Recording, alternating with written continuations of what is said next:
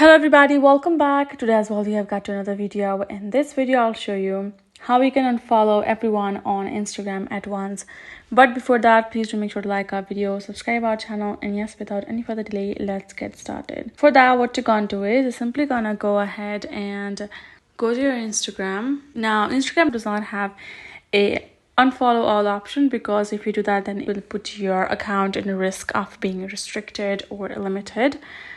Right, so what you need to do is you need to simply go ahead, go to your profile, then go to your following.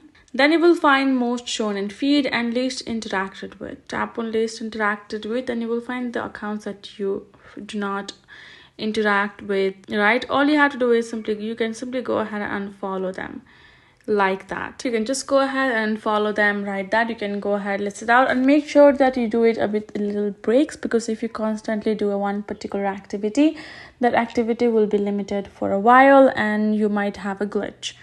Go ahead and follow them like that, and that's the one way to do so, and find a lot of profile at the same place to unfollow them. But you do not have unfollow all option, unfortunately, on Instagram. That's it. Hope this video helped. Thank you so much for watching. I'll see you guys in our next video.